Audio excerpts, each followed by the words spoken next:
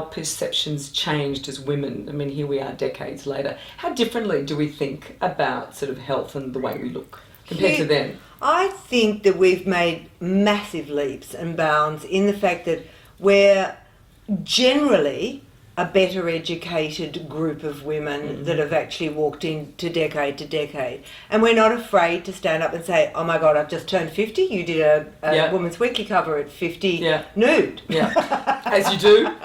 But, you know, that would have been an unheard of situation in the past. And we didn't have any older iconic heroes, particularly that we looked at.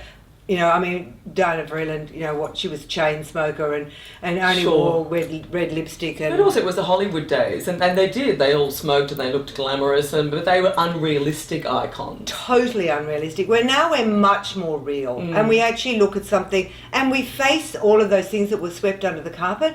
Oh my God, she's had breast cancer and had a mastectomy.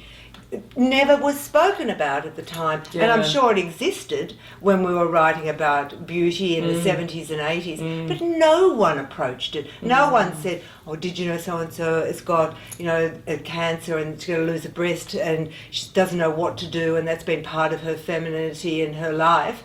No one ever embraced any of that discussion. No. It was, you dealt with that privately at home behind your closed door. And you could say the same for menopause as well. Massive. You know, it's now on the table and we can talk about it. Even at Balance, we've just released a whole online learning program. You want to know about menopause, it's a place to go as a resource. But do you think that comes down to, do we have greater courage as women these days?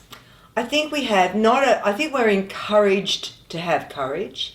I think as our divorce rates have built hugely, we find ourselves alone a lot in, you know, women who are divorced with children. And so they've formed a community and a bond and rejoined their tribe as support. Yeah. And that says, speak out. What do you want to know? Yeah. I've got someone here that could help you, or you should really look at, and you know, because women are very nurturing of each other, particularly in cases like if you get ill, or if you're having trouble raising a family, or you've got kids that have gone slightly right or left of centre.